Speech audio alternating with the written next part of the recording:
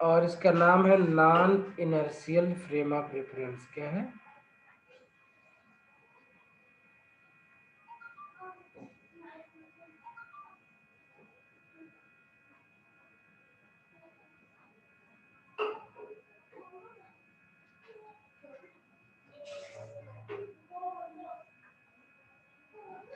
And SIDO force and SIDO force.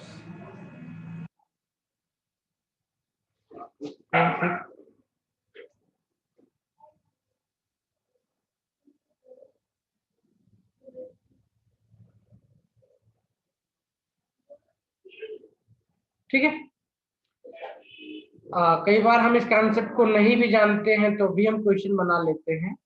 ठीक है, लेकिन कॉन्सेप्ट को जानेंगे तो शायद उसको बनाना थोड़ा ज्यादा इजी होगा, या रीजनिंग जो है उसके पीछे वो समझना थोड़ा इजी हो जाएगा। तो सबसे पहले ये बात जान लेते हैं कि फ्रेम ऑफ रेफरेंस क्या होता है। आप लोग बताओ मुझे जरा, what is frame of reference?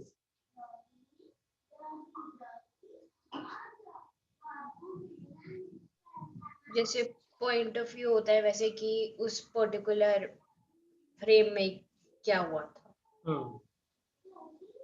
Frame of reference का डिफिनेशन क्या है? खाली सिंपल से बताओ मुझे।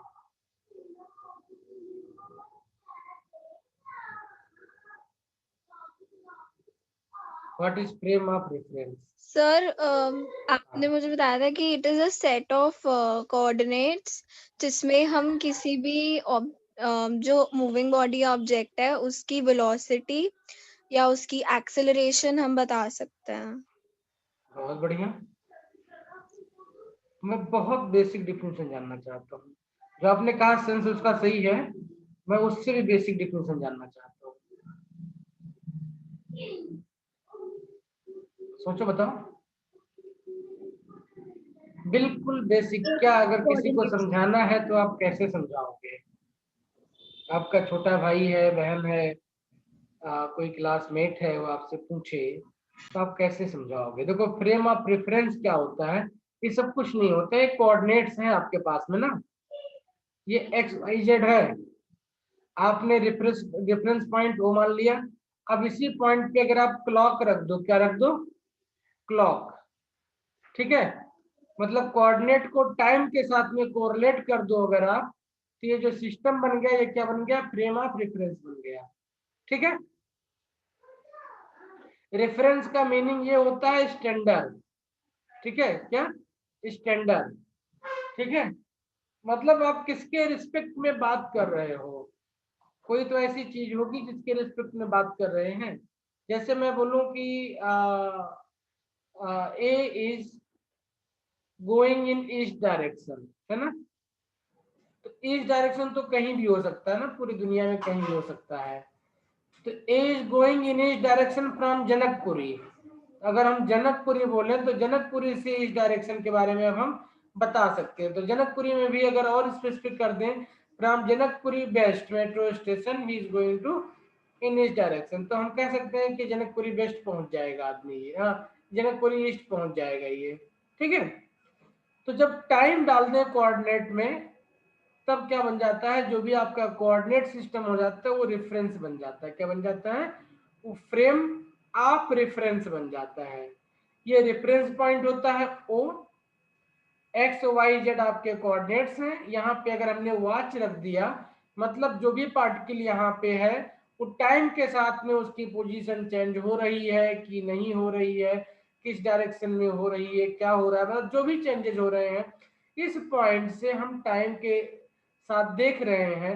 तो इस पूरे सिस्टम को क्या बोलेंगे? फ्रेम ऑफ रेफरेंस बोलेंगे। ठीक है, बात समझ में आ गई ना? तो फ्रेम ऑफ रेफरेंस क्या है? आपका कोऑर्डिनेट सिस्टम है, और उसी कोऑर्डिनेट सिस्टम में हमने क्लॉक लगा दिया तो क्या मिल गया हमको? फ्रेम ऑफ रेफरेंस मिल गया। ठीक है, क्योंकि जब टाइम आती है तभी आपकी वेलोसिटी आती है, तभी आपका एक्सेलरेशन आता है, तभी आपका मोशन आता है। अगर टाइम ही ना काउंट करो आप, ये यहाँ पे हो या यहाँ पे हो, कहीं पे भी हो, अगर आपने टाइम काउंट नहीं किया है तो क्या पता कि कब यहाँ पे था, कब यहाँ पे था। ठीक है, तो टाइम सबसे इंपॉर्टेंट फैक्टर है। जब आपके कोऑर्डिनेट सिस्टम में आपके कोऑर्डिनेट के साथ में टाइम जुड़ जाए तो उसको बोलेंगे सिस्टम को फ्रेम ऑफ रेफरेंस। बहुत सिंपल सा मीनिंग है, जब रेफरेंस पॉइंट से हम किसी चीज को ऑब्जर्व करना शुरू करते हैं विद रिस्पेक्ट टू टाइम, तो इस सिस्टम को क्या बोलेंगे हम, फ्रेम ऑफ रेफरेंस बोलेंगे। ठीक है, तो ये जो आपका non inertial frame of reference बनेगा या स्यूडो फोर्स वाला बनेगा, इसमें क्या बनेगा, आप एक डिफरेंट इंसिडेंट्स को डिफरेंट फ्रेम ऑफ रेफरेंस से देखोगे, मतलब एक डिफरेंट कोऑर्डिनेट सिस्टम से आप इसको देखोगे। फॉर एग्जांपल, आप ट्रेन में बैठे हुए हो, कहाँ बैठे हुए हो, ट्रेन में बैठे हुए हो, या आप नीचे बैठे हुए हो, आप ट्रेन के बारे में सोच रहे हो। दोनों एग्जाम्पल आप सोच सकते हो इसके बारे में। ये आपका ट्रेन है, जा रही है, इसमें लोग बैठे हुए हैं ऐसे ऐसे, और आप यहां से इसको ऑब्जर्व कर रहे हो। ठीक है, कहां से ऑब्जर्व कर रहे हो, यहां से ऑब्जर्व कर रहे हो। जब आप इसको यहां से ऑब्जर्व कर रहे हो तो ये आपका फ्रेम ऑफ रेफरेंस बन गया, और जो भी इंसिडेंस यहाँ पे बैठा हुआ आदमी है इसका फ्रेम ऑफ रेफरेंस बन गया। ठीक है, तो आप जो इंसिडेंट्स को देख रहे हो जरूरी नहीं कि वो आदमी भी उस इंसिडेंट्स को वैसे ही देख रहा हो। ठीक है, बात समझ में आ गई ना। तो इसको बोलते हैं two different frame of reference में चीजों को देखना। तो इस फ्रेम ऑफ रेफरेंस से आप इसको देख रहे हैं, यहाँ पे आप इसको इस तरीके से देख रहे हैं। तो इसी को बोलते थे centre of mass frame of reference, एक को बोलते हैं laboratory frame of reference. Generally laboratory frame of reference वो होता है जिसमें आपका इंसिडेंस हो रहा होता है। ठीक है, ओके। देखते हैं हमारे पास non inertial frame of reference में क्या चीज मिलेगी हमको। तो हम 3 डायरेक्शन में ना बात करके हम 2 डायरेक्शन में बात करेंगे, मतलब एक्स और वाई कोऑर्डिनेट ही लेकर चलेंगे और इसी में हम कंपेयर करेंगे। बाद में इसको जरूरत पड़े तो एक्सटेंड कर लेंगे। तो एक नई एक्सिस बना ली हमने, एक्स डैश वाई डैश की, ये वो हो गया। सपोज ये जमीन पे है, ये ट्रेन वाले आदमी का इंसिडेंस है, इस टाइप की चीजें हैं। ठीक है, अब देखना है हमको कि चीजें कैसे होती हैं। ओके, मतलब किसी कोई पार्टिकल है जो इस फ्रेम ऑफ रेफरेंस में है या इस वाले रेफरेंस में है, और ये इसका मूवमेंट हो रहा है, तो इसका एक्सेलरेशन यहाँ पे बैठा हुआ आदमी कैसे देखेगा और यहाँ पे बैठा हुआ आदमी कैसे देखेगा। ठीक है, इसी चीज को हमको जानना है। यहाँ पे प्रॉब्लम क्लियर हो गई, हम क्या जानना चाहते हैं। Yes hello, sir. ठीक है, प्रॉब्लम क्लियर हो गई। हम ट्रेन में जा रहे हैं, ट्रेन में कोई आदमी जा रहा है, कोई बाल गिर गई, वो रोल कर रही है, किसी आदमी ने ट्रेन के अंदर फुटबॉल को मारा हुआ है, हिट किया हुआ है, और हम नीचे जमीन से उसके मोशन को देख रहे हैं। ठीक है, ये सिचुएशन, इस टाइप की सिचुएशन को हम एनालाइज करने जा रहे हैं। सर हम ट्रेन के अंदर है या हम ट्रेन के बाहर है? हम दोनों सिचुएशन देखें। अगर ट्रेन के अंदर हो गए तब तो कोई समस्या नहीं है ना। ठीक ओके है, सर। अगर ट्रेन के अंदर आ गए हम भी तो तब उसी उसी हमको दिखेगा, उसी फ्रेम ऑफ रेफरेंस दिख जाएगा ना। जब ट्रेन से बाहर देखेंगे तो अलग दिखेगा, अंदर दिखेगा तो अलग दिखेगा। इन्हीं दोनों चीजों को कोरिलेट करने जा रहे हैं हम। ठीक है, कि एक्चुअली में दोनों चीजें सेम है। अगर हम पैरामीटर उसको जो कोरिलेशन है उसको हम चेंज कर लें, ऐड कर लें तो अपने साथ में। ठीक है, जैसे हमने रिलेटिव वेलोसिटी में देखा था ना कि एक आदमी इधर जा रहा होता, एक आदमी इधर जा रहा होता, तो दोनों का जो रिजल्टेंट होता था वो ऐड हो जाता था। दोनों इधर जा रहे होते थे तो वेलोसिटी उसकी माइनस हो जाती थी, है ना, देखने के लिए। Yes sir. तो उसी तरीके से यहाँ पे भी देखेंगे। जैसे अब जब आप ट्रेन में बैठे होते हो जब, तो जो पेड़ लगे होते हैं आपको क्या लगता है कि पेड़ मूव कर रहे हैं, जो नीचे बिल्डिंग बनी होती है वो मूव कर रहे हैं, लेकिन एक्चुअली में मूव कौन कर रहा होता है, आप मूव कर रहे होते हैं। ठीक है, और जो नीचे बैठा होता है उसको तो ट्रेन और आप दोनों मूव करते हुए दिखाई देते हो। बस समझ में आ गई ना। यस सर, आ गई। उसी चीज को हम देखने जा रहे हैं कि रिलेशन क्या बोलते हैं, हम ड्राइव करने जा रहे हैं। ठीक है, और देखने के लिए कि कैसे इन चीजों को कोरिलेट करें। ठीक है, जब आप इंजीनियरिंग फिजिक्स पढ़ेंगे तो वहां पे बेसिक लेसन ये हो जाते हैं। ठीक है, मेडिकल वालों की मजबूरी है यहाँ पढ़ना बाकी तो वो लाइफ में हार्डली कहीं भी यूज करते हैं इन चीजों का। ओके। देखते हैं क्या। तो मोशन ऑफ अ पार्टिकल लेते हैं, and let's we have two frame of reference. This is frame of reference S and this is another frame of reference S dash. ठीक है, ये दो फ्रेम ऑफ रेफरेंस हैं, S एंड S डैश है। ठीक है, नाउ S हमारा inertial frame of reference है, इनर्शियल फ्रेम ऑफ रेफरेंस है।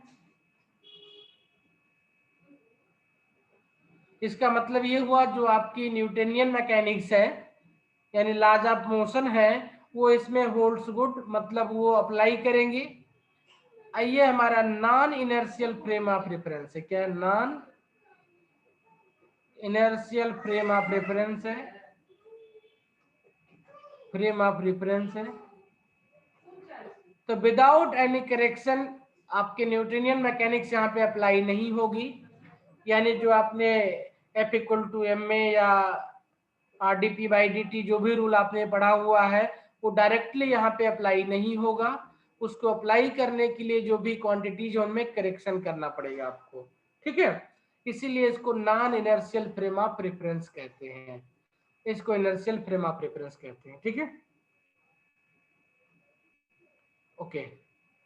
देखते हैं एक कंडीशन लिखते हैं, आप लोग चाहो तो इस पॉइंट को लिखते रहो जो मैं बोल रहा हूं, इस चीज को क्लियर देते हैं। At any point position vector of the particle with respect to those two frames are R and R dash. कोई पार्टिकल लेते हैं, क्या करते हैं, कोई एक पार्टिकल ले लेते हैं और उसके हिसाब से पोजीशन वेक्टर उसका डिसाइड करते हैं। तो let's we have a particle here, कोई पार्टिकल P है और इनर्शियल फ्रेम ऑफ रेफरेंस के according, inertial frame of reference के अकॉर्डिंग जो इसका पोजीशन वेक्टर है वो r डैश है, और जो non inertial frame of reference है उसके अकॉर्डिंग जो है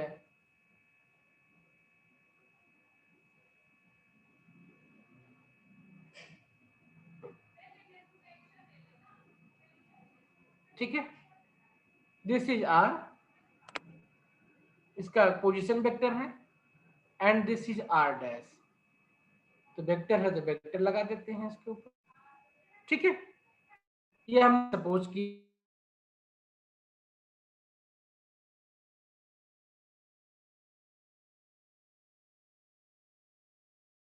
r डैश है और इन दोनों को कोरिलेट करने वाला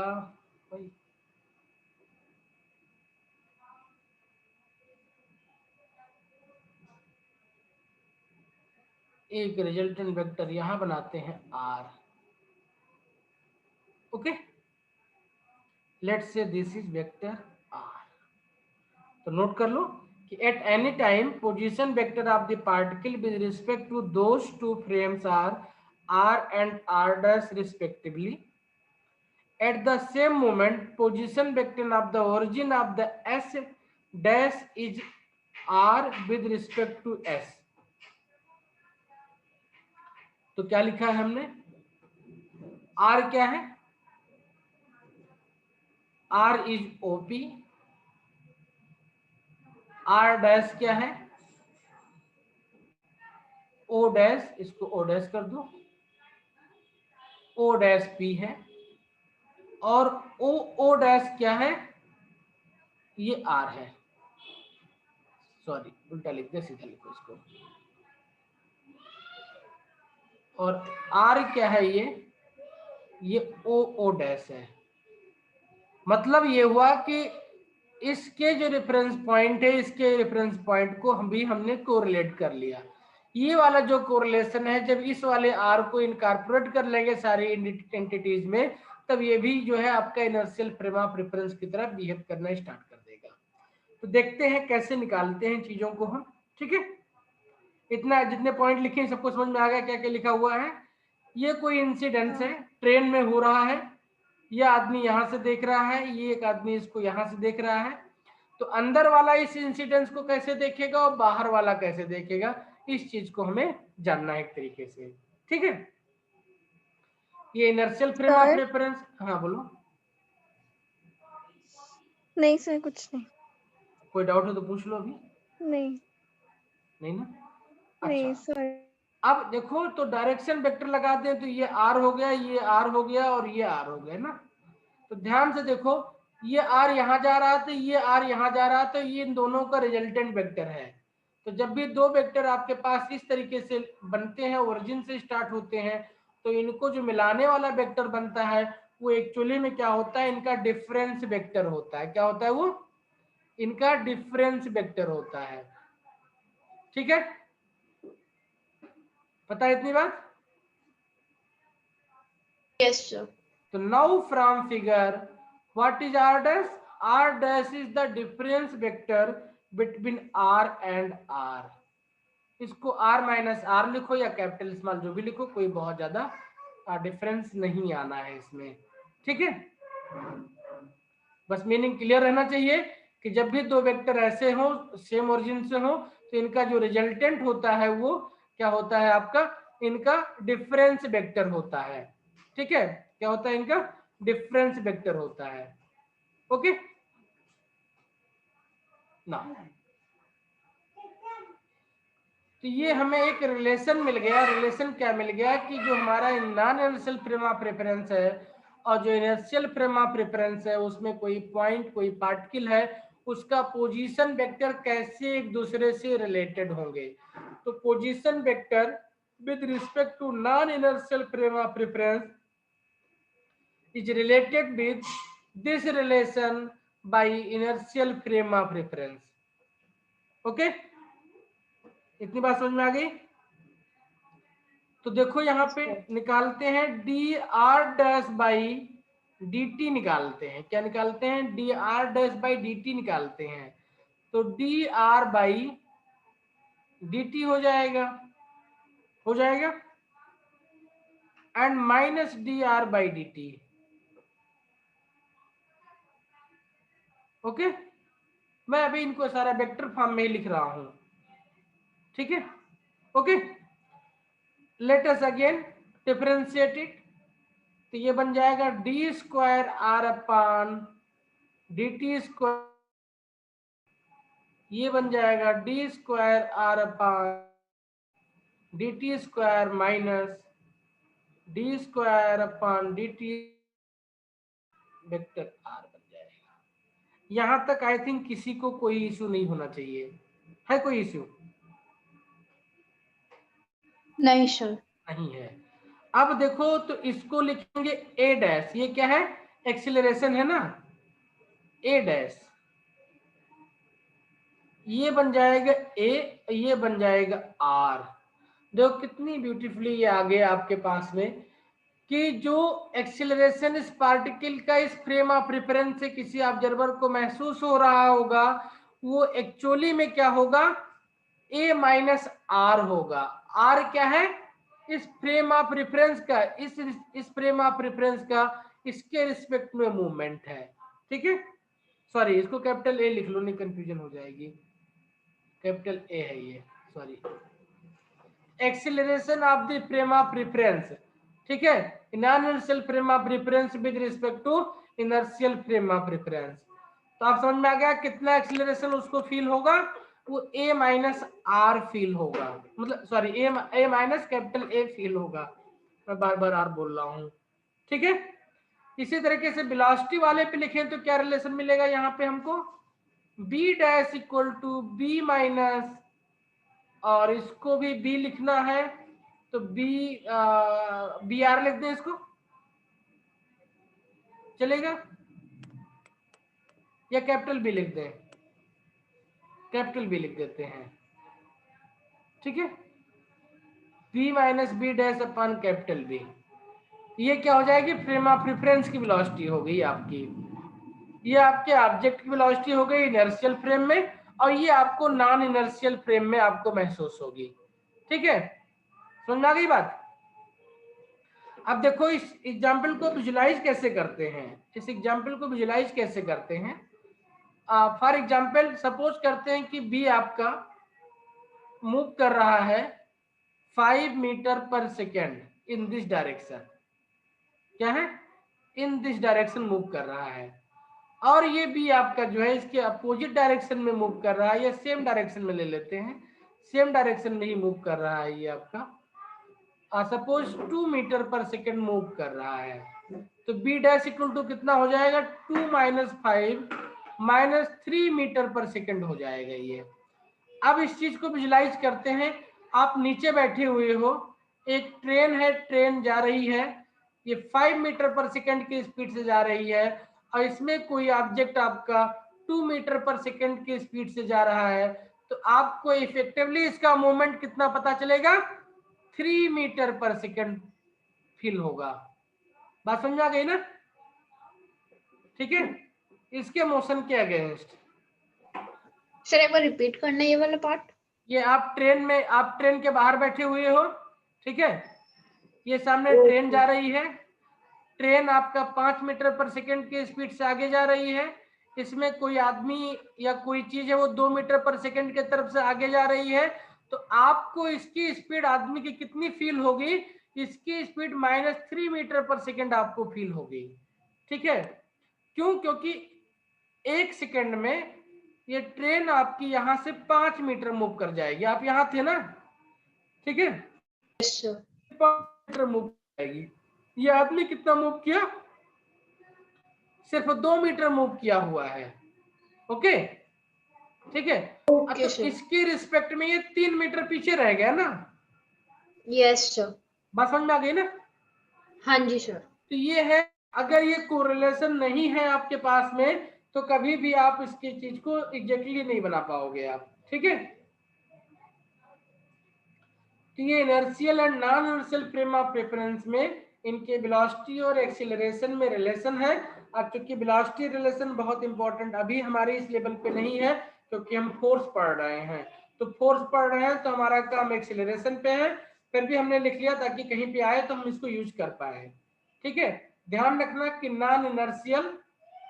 non inertial equal to inertial minus frame of reference की स्पीड है ये, with respect to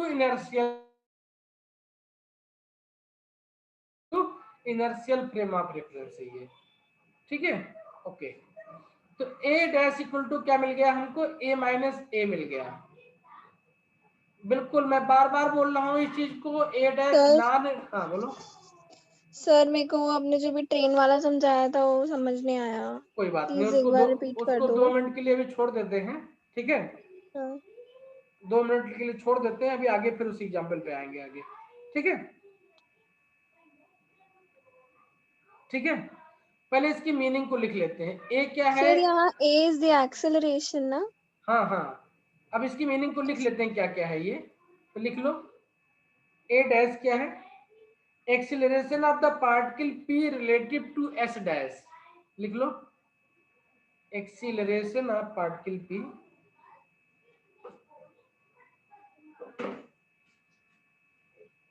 relation of particle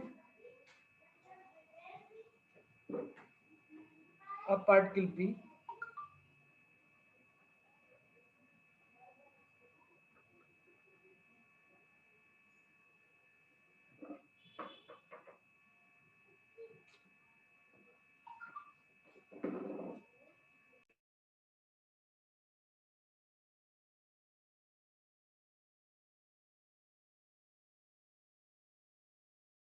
हाँ hello, A dash acceleration of particle relative to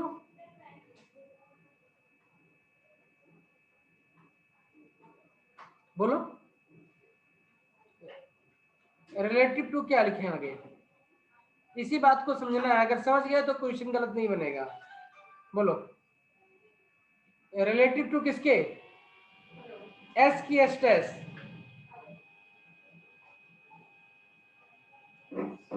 बेटा यहाँ पे लिखा हुआ है डी स्क्वायर आर डैश, तो आर डैश किसका पोजीशन वेक्टर था, किसके रिस्पेक्ट में, एस डैश। एस डैश की, तो लिखो ना एस डैश, डर क्यों रहे हो।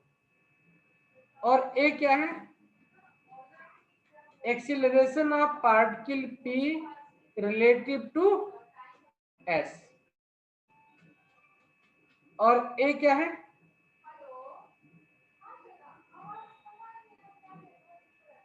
Acceleration of s dash, acceleration of S dash relative to S. ठीक है, बात समझ में आ गया ना? ठीक है, हाँ जी सर। ओके। अब इसी पे फोर्स लगाते हैं और फिर से हम ट्रेन वाले एग्जाम्पल को देखते हैं दोबारा। तो अब हमें क्या मिल गया, A dash equal to A minus A मिल गया। अगर दोनों में हमने m से मल्टीप्लाई कर दें दोनों साइड पे तो क्या बन जाएगा, ये M A dash equal to M A minus M A बन जाएगा। ये बन जाएगा, ये बन जाएगा F dash equal to F minus M A बन जाएगा ये। ठीक है, this F is real force observed by the particle, this F is seemed force observed force from the non inertial frame of reference. ठीक है, और M A mass into acceleration of the frame of reference. तो इसको हम ऐसे लिखते हैं, F dash equal to F real plus minus M A लिख सकते हैं, इसको लिख सकते हैं। ठीक है, समझ में आ गई बात ये? हेलो, यस सर, आ गए। बोला करो बेटा। मनस्वी आपको हाँ जी सर, आ गई। आ गया ना? चलिए हाँ जी अब एक एग्जाम्पल लेते हैं, पहले सिंपल एग्जाम्पल, और फिर से चलते हैं ट्रेन। और सर, यहाँ पे रियल का मतलब क्या है? रेल का मतलब जो एक्चुअली में आप पार्टिकल आपका जिस फोर्स को फील कर रहा है, ठीक है, ये सिस्टम में फील कर रहा है ये। ठीक है, ये आपका इनर्शियल फ्रेम है ना ये, और ये आपका कोई ऑब्जर्वर है जो कहीं से इसको देखना चाह रहा है, देख रहा है इसको। ठीक है, ओके सर। जो कहीं से इसको देख रहा है ये, तो सर वो इसको ओ पॉइंट से देख रहा है? ओ डैश से देख रहा है ये, हाँ, ओ डैश से। ओ डैश से देख रहा है वो। ठीक है, ओके सर। कि इसको कितना फोर्स लग रहा है, तो उसको कितना फोर्स महसूस होगा, कि इसको कितना फोर्स लग रहा होगा, वो रियल माइनस एम में फोर्स लगेगा। मतलब उसको फील क्या होगा कि इस पे एक्चुअली में जो फोर्स लग रहा है वो जितना लगना चाहिए था उससे कम लग रहा है। ठीक है, अब एक बहुत बढ़िया एग्जांपल है हमारे पास में, अभी देखते हैं उससे। ठीक है, बहुत अच्छे से क्लियर होगा उससे। देखते हैं एक एग्जांपल लेकर के। सपोज करते हैं, क्या करते हैं कि प्लेटफॉर्म पे आप लोग गए होंगे, कई बार देखा होगा। तो suppose a box is placed on A railway platform. ठीक है, एक बॉक्स है जो कि रेलवे प्लेटफॉर्म पे प्लेस किया गया है। तो लेट अस प्लेस दिस। तो बनाते हैं एक प्लेटफॉर्म सबसे पहले। ओके, प्लेटफॉर्म बन गया। अब इस पे मुझे एक सॉलिड बॉक्स चाहिए, तो चलिए बनाते हैं एक सॉलिड बॉक्स ब्लैक। तो कलर थोड़ा चेंज होता तो अच्छा लगता, कोई बात नहीं, कलर चेंज कर लेते हैं। कलर चेंज कर लिया हमने। Okay,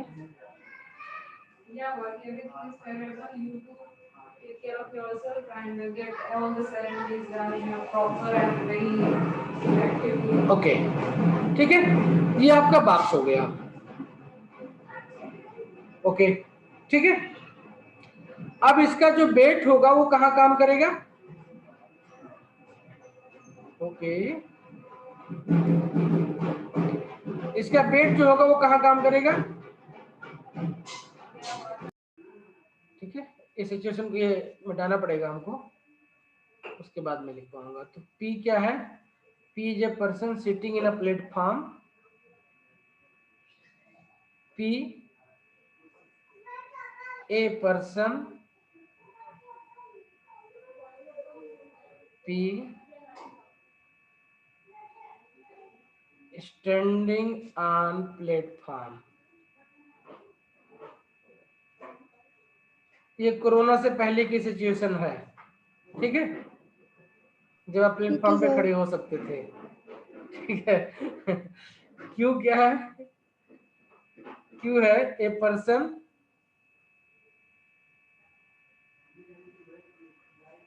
Q who is sitting in a train, who is sitting in a train, who is sitting in a train which is moving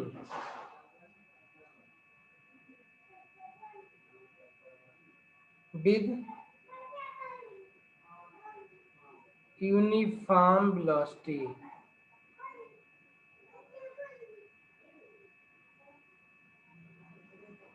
in a straight line, in a straight line parallel to platform. और M की situation क्या है? ये भी है एक person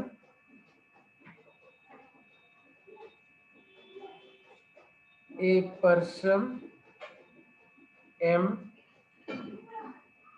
sitting in A train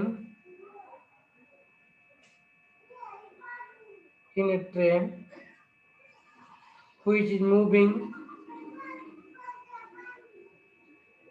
is moving parallel to platform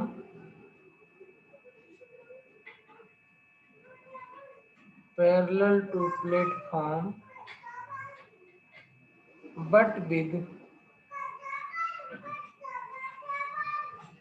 some acceleration। ठीक है, तो इसको एक्सेलरेशन दे देते हैं। Let's it's acceleration is and it is uniform, तो इसके साथ वेलोसिटी होगी v। और ये आदमी बैठा हुआ है प्लेटफॉर्म पे। तीन सिचुएशन है इस बॉक्स को लेकर के, और देखते हैं तीनों सिचुएशन में हमें क्या क्या चीजें कैसी दिखेंगी। ठीक है, तो सिचुएशन वन क्या है? Box is at rest with respect to p। Okay, इसमें कोई doubt? Box is at rest with respect to p। इसमें कोई डाउट है तो बताओ। आप प्लेटफॉर्म पे खड़े हो, बॉक्स रखा हुआ है, तो आप दिन भर खड़े रहोगे तो भी बॉक्स रखा रहेगा, और रात भर खड़े रहोगे तो भी बॉक्स रखा रहेगा, क्योंकि ना तो इस पे कोई फोर्स लगा हुआ है ना आपके ऊपर कोई फोर्स लगा हुआ है। ठीक है, हेलो, यस सर। पहले सिचुएशन क्लियर हो गई? हाँ जी सर। चलिए अब देखते हैं, ये हमारा इनर्शियल फ्रेम ऑफ रेफरेंस है जब दोनों एक ही उस सिस्टम में है। ठीक है, जब P और O एक ही सिस्टम में है तो O भी स्टैंडिंग पॉइंट पे है, P भी स्टैंडिंग पॉइंट पे है, टाइम के साथ मूव नहीं कर रहे हैं, तो क्या हो जाएंगे? ये स्टेशनरी हो जाएंगे ये। ठीक है, नाउ नेक्स्ट केस में क्या है? आदमी अपनी ट्रेन में तो बैठा हुआ है लेकिन ट्रेन ही मूव कर रही है, मतलब O डैश पे बैठा हुआ आदमी है लेकिन O डैश ही मूव कर रहा है। O और P टाइम के साथ में का पोजीशन चेंज नहीं हो रहा है, लेकिन O डैश खुद ही मूव कर रहा है विद रिस्पेक्ट टू O। मतलब इस O से ये O कंटिन्यूअसली दूर जा रहा है या पास आ रहा है, दो में से कोई सिचुएशन होगी। ठीक है, ट्रेन या तो इसके बॉक्स के इस तरफ से क्रॉस करेगी या इसको इस तरफ से क्रॉस करेगी, कोई एक सिचुएशन होगा इसमें। ठीक है, ये ट्रेन है, प्लेटफॉर्म पे रखा हुआ, प्लेटफॉर्म सबने देखा हुआ है, तो आप ट्रेन इमेजिन करो और इसको देखो, आप खिड़की के पास बैठे हो, इसको देख रहे हो ट्रेन के। ठीक है, बी वेलोसिटी से मूव कर रही है, तो देखते हैं क्या क्या आपको फील करेगा। तो इससे क्या फील होगा कि box is in uniform motion. आपको क्या दिखेगा सेकेंड सिचुएशन क्यू के रिस्पेक्ट में? Box is in uniform motion, box is in uniform motion in a straight line in a straight line with respect to observer Q means, और भी अच्छे से लिखें इसको तो क्या इसको फील होगा कि box is moving with -b velocity. ठीक है, ये प्लेटफॉर्म पे हो, ये बॉक्स रखा हुआ है प्लेटफॉर्म में, यहाँ ट्रेन है, ट्रेन पे बैठा हुआ आदमी धीरे धीरे आगे बढ़ता जाएगा, बॉक्स पीछे छूटता जाएगा। ओके, ठीक है। Yes sir. सिचुएशन 2 क्लियर है सबको? Yes sir. Situation 3, sir situation, हाँ बोलो। सर सेकंड वाली एक बार फिर से बता दो, मेरे को आप आपकी आवाज नहीं आ रही थी बीच ओके, में। ये प्लेटफॉर्म है, ठीक है, यहाँ पे Yes, बॉक्स sir. रखा हुआ है, ये ट्रेन है आपकी, है ना? हाँ जी सर। ये मूव कर रही है इस डायरेक्शन में आपको बी वेलोसिटी से, तो आपको क्या फील होगा कि बॉक्स जो है वो मूव कर रहा है -b वेलोसिटी से पीछे के साइड में, ये फील होगा ना आपको? यस। जो आदमी ये ट्रेन में वाली बैठा बात है, sorry to interrupt sir, but ये वाली बात समझ नहीं आई। आपने लिखा है in a straight line with respect to observer Q. तो देखो क्या है ये, a person who is sitting in a train which is moving with uniform velocity in a straight line ना, हाँ जी सर। तो जब ट्रेन आपकी स्ट्रेट लाइन में जाएगी यहाँ से, तो ये भी तो स्ट्रेट लाइन में ही आपको मूव करता हुआ दिखाई पड़ेगा। यस। हमारी आई क्या देखती है, या तो सामने वाला जो हमारी आई से लाइट जाता है और रिफ्लेक्ट होकर हमारे पास आता है, वही तो हम देखते हैं। ठीक यस है, सर। तो अगर ये स्ट्रेट लाइन में इसके रिस्पेक्ट में है, तो ये भी तो इसके रिस्पेक्ट में स्ट्रेट लाइन में ही रहेगा। ठीक है, yes sir, thank you sir. कभी ट्रेन में आप बैठी, कभी ऑब्जर्व किया नहीं किया है, या नहीं बैठी हो ट्रेन में अभी तक? सर ऑब्जर्व नहीं किया है सर। अच्छा, अभी तक ट्रेन में नहीं बैठी हो, उसका मतलब तुम? सर बैठी हूँ बट ऐसे किसी ऑब्जेक्ट को नहीं देखा सर। कोई नहीं, आपने, क्योंकि ट्रेन में थोड़ी स्पीड अच्छी होती है इसलिए साफ दिखता है, गाड़ी वगैरह में स्पीड कम होती है तो बहुत जल्दी फील नहीं। ट्रेन में आप कहीं बैठ के देखो तो आपको जो घर बने होते हैं पटरियों के बाहर, आप देखो दिख लगेगा कि घर मूव कर रहे हैं ऐसे ऐसे। अरे जैसे मेट्रो में आते हुए साइड में। हाँ हाँ, मेट्रो में आते हुए साइड में देख सकते हैं, आपकी मूव करता हुआ दिख जाता है वो। ओके सर, ठीक है, थैंक यू सर। हाँ, कोरोना नहीं होता तो मैं आप सब लोगों को ट्रेन में लेके चल के दिखाता इसको। चलिए कोई बात नहीं, अब देखते हैं क्या है थर्ड वाले केस में क्या फील होगा आपको। तो यहाँ पे तो एक्सीलरेशन है, तो क्या फील होगा आपको? एक्सीलरेशन भी फील होगा।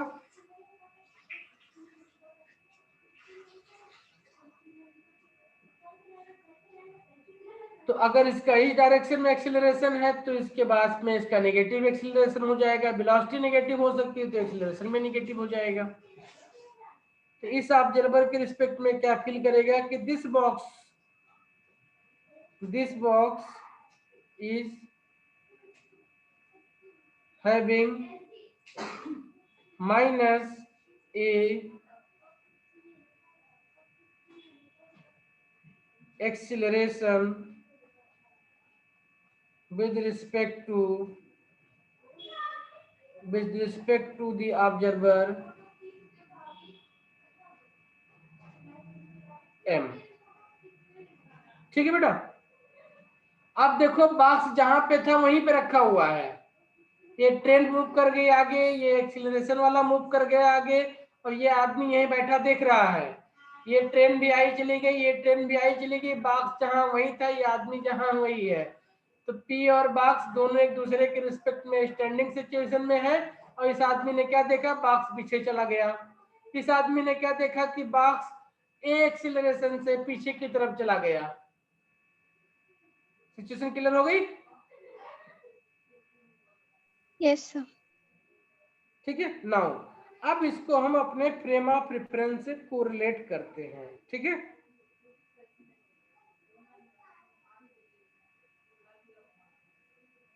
तो अब हमने क्या देखा, इसको कोरिलेट करते हैं। कैसे कोरिलेट करेंगे?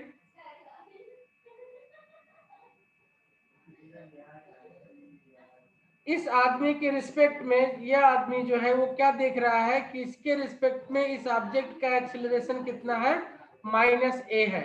कितना है? -a है। और इसके अपने ऑब्जेक्ट का जिस पे बैठा हुआ उसका एक्सीलरेशन कितना है, a है। हमने अभी पीछे रूल पढ़ा था। रूल क्या पढ़ा था कि a dash will be a minus a होगा, है ना? a dash will be Yes, a sir. Minus a होगा, ये पढ़ा था ना हमने। हाँ ठीक जी है, सर। अब इसी को अप्लाई करेंगे और देखेंगे कैसे इस रिलेशन को प्रूव करके हम दिखा सकते हैं कि एक्चुअली में बॉक्स आपका जिस सिचुएशन में उसी में है। ठीक है, देखते हैं कैसे।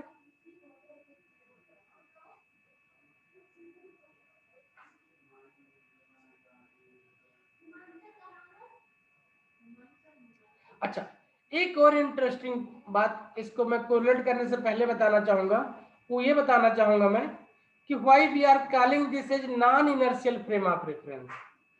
Why we are calling this is non inertial frame of reference. Train जो है वो non inertial frame of reference क्यों बन गई हमारे लिए? वो इसलिए बन गई क्योंकि हमने अभी देखा कि बॉक्स पे नेट फोर्स 0 है। तो न्यूटन का सेकेंड लॉ क्या कहता है कि अगर नेट फोर्स 0 है ऑब्जेक्ट में, तो ऑब्जेक्ट जिस सिचुएशन में है उसी में रहना चाहेगा। यही है ना बात? यही है ना? Yes sir. था ना? इसका मतलब क्या हुआ कि इसके पास कोई भी एक्सीलरेशन नहीं है, लेकिन इस वाले m ने क्या देखा कि इसके पास एक्सीलरेशन -a है ना? तो without force respect to this observer it has acceleration. That's why we are calling this as the non-inertial frame of reference. Since one can say Newton's law or laws of motion are not holding in this case. With respect to m, I am talking about with respect to m. Okay, क्योंकि m को पता है कि इसके ऊपर कोई force नहीं लगा हुआ है, लेकिन फिर भी इसके रिस्पेक्ट में इसका एक्सीलरेशन है। मतलब जो सेकेंड लॉ ऑफ न्यूटन है वो इस पे होल्ड नहीं कर रहा है। बात क्लियर हो गई? तो इसलिए क्या यस बन गया? सर। ये non inertial frame of reference बन गया। ये moving train is non inertial frame of reference. ठीक है, किसके लिए हो गई? प्लेटफॉर्म पे रखे हुए ऑब्जेक्ट के लिए। क्लियर? अब देखते हैं कैसे हम नॉन इनर्शियल को इनर्शियल से कोरिलेट करके देख सकते हैं कि जो लॉ है वो एक्चुअली में होल्ड गुड्स करेगा अगर हम इसको कोरिलेट कर ले जाएं तो। ठीक है, नाउ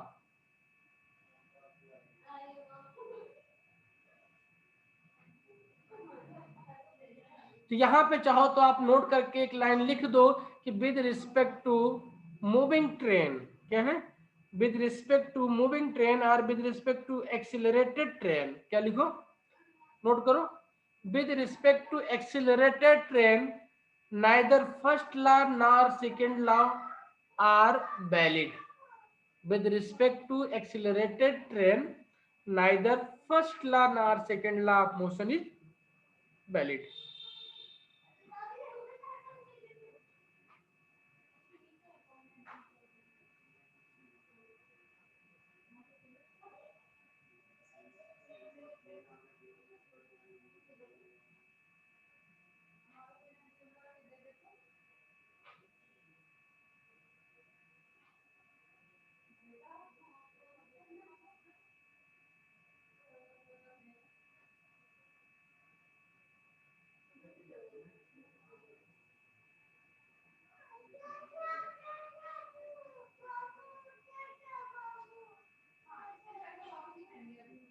लिख लिया? लिख लिया? देखो इस सिचुएशन को कैसे लिखेंगे। ठीक है, बट नोट कर लिया सबने? मैं उसको भी लिख दूं।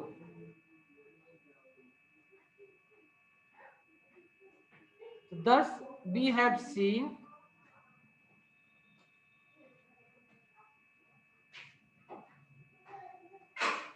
we have seen that neither first nor second law of motion are valid, law remain valid. First, second law of motion remain valid, remains valid for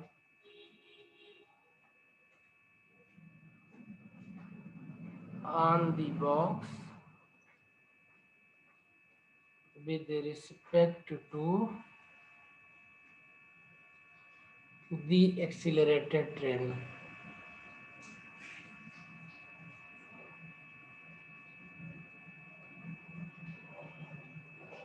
As box has minus a acceleration,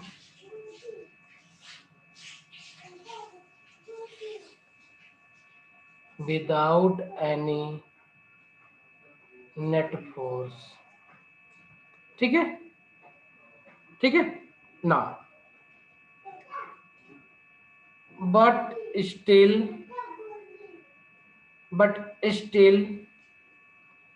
if we wish to apply, we want to apply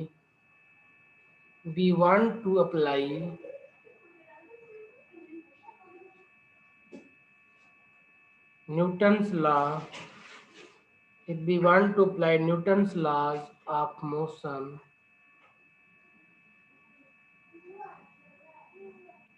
then क्या imagine करें हम, m के respect में m क्या imagine कर रहा है, m imagine कर रहा है कि इसके पास m में एक्सीलरेशन है, इसका मतलब ये हुआ कि इस पे एक फोर्स लग रहा है और इसके अपोजिट डायरेक्शन में लग रहा है फोर्स, क्या लग रहा है, एक फोर्स लग रहा है, उसके अपोजिट डायरेक्शन में लग रहा है और जिसका मैग्नीट्यूड है m माइनस ए है, कितना है, m माइनस ए है, तो इसको सीडो फोर्स कह सकते हैं ना, पी सीडो। तो then we can conclude that m will also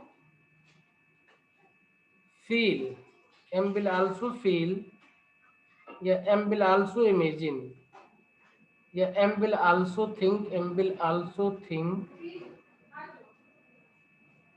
that minus a acceleration is due to a force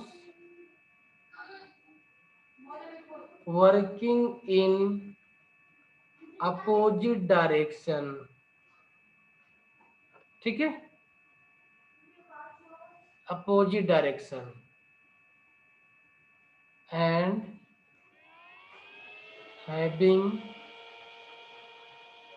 magnitude ma, ठीक है, thus we need to apply a force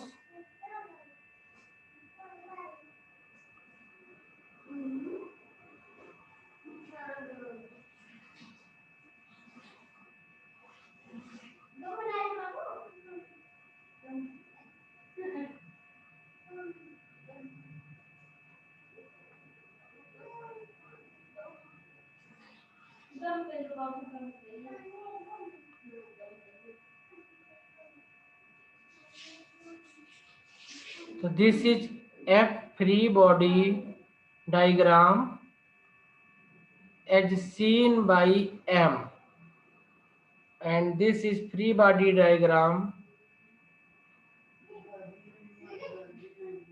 in reality, ठीक है, this is free body diagram,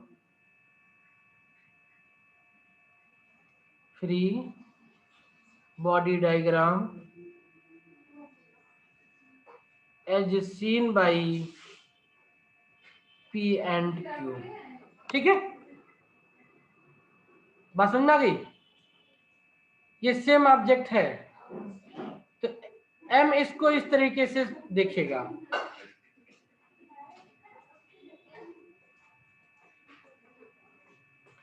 तो अब ये क्या हो गया, अब इसके नजर में इसके ऊपर Newton's law holds good apply हो जाएगा अगर इस फोर्स को इंक्लूड कर लें, जो कि एक्चुअली में कहीं है ही नहीं। ठीक है, जो कि एक्चुअली में कहीं है ही नहीं। ठीक है, हम सब ने देखा, क्या देखा कि ब्लॉक स्टेशनरी है, प्लेटफॉर्म पे पड़ा हुआ है। ठीक है, ये मूव कुछ नहीं कर रहा है, इसके ऊपर कोई फोर्स नहीं लग रहा है, लेकिन एम भाई साहब ने क्या कहा कि नहीं, ये मूव कर रहा है। क्या कर रहा है? ये मूव कर रहा है। हमने इसको -a एक्सीलरेशन से मूव करते हुए देखा है। क्यों ने कहा यूनिफॉर्म स्पीड है, यूनिफॉर्म होता तो एक्सीलरेशन नहीं होता आपके पास। क्यों ने कहा नहीं, कोई एक्सीलरेशन नहीं है इसके पास में, मतलब इस पे फोर्स नहीं लग रहा है। पी ने कहा भाई मैं तो देख ही रहा हूँ, बैठा हुआ है, जहां पे पड़ा था वहीं पड़ा हुआ है। तो पी और क्यू दोनों ने कहा कि ये इस पे कोई फोर्स नहीं लग रहा है, लेकिन एम ने कहा नहीं, इस पे फोर्स लग रहा है। क्यों लग रहा है? क्योंकि इसको लगा कि ये एक्सीलरेशन से मूव कर रहा है ये। तो यहाँ पे एम की नजर में एक नया फोर्स इसके आ गया, अप्लाई करना पड़ा, लगाना पड़ा हमको, जिससे न्यूटन लॉ अप्लाई कर पाए। तो ये जो नया फोर्स यहाँ पे लगा रहे हैं F=m में, इसके ईगो को सेटिस्फाई करने के लिए कि बॉक्स मूव कर रहा है, उसी फोर्स को हम स्यूडो फोर्स बोलते हैं। क्या बोलते हैं? इसी फोर्स को हम स्यूडो फोर्स बोलते हैं। ठीक है, this force has no existence, this force has no existence. ठीक है, to observe the things from a non-inertial frame of reference, we need to apply this. तो important point क्या है कि कोई frame, any frame will be non-inertial only if it is accelerated. If it is accelerated. ठीक है,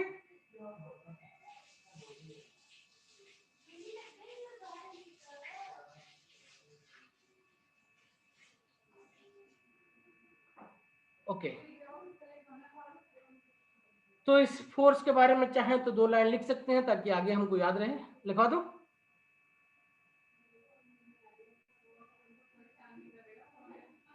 hello, yes sir. समझ आ रहा ना? तो लिख लो 10। Newton's law can also, Newton's law can also be applied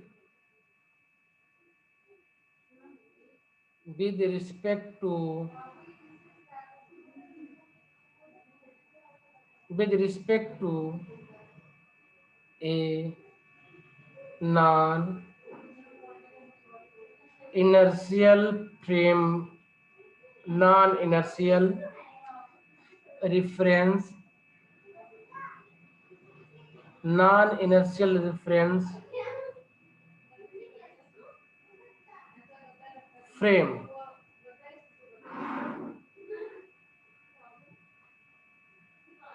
provided we include an extra force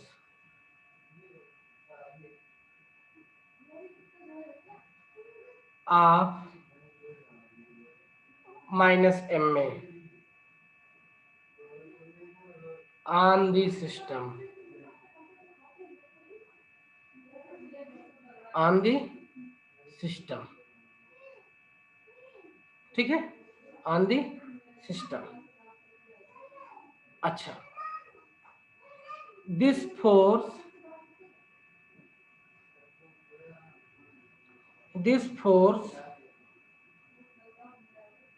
has no existence,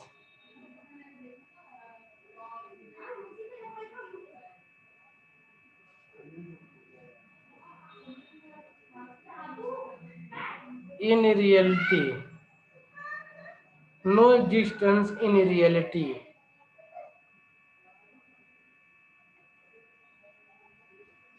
but has been included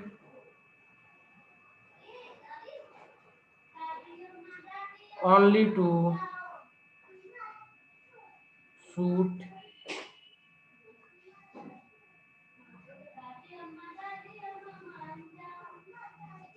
the calculations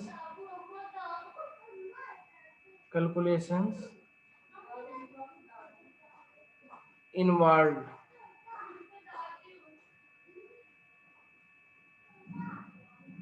by Newton's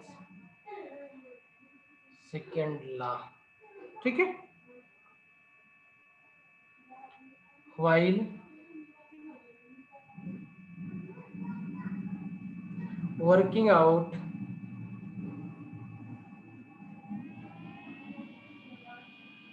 a problem with respect to a non-inertial reference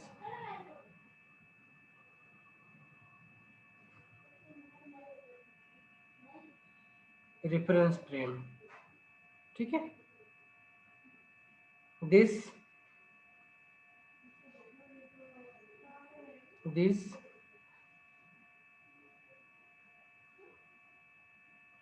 imaginary force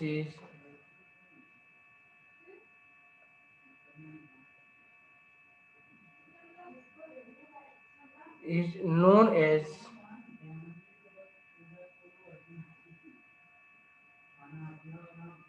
pseudo force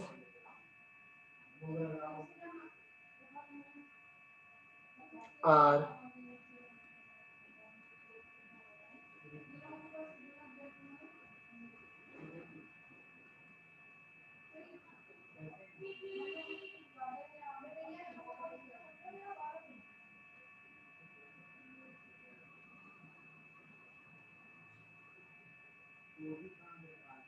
ठीक है,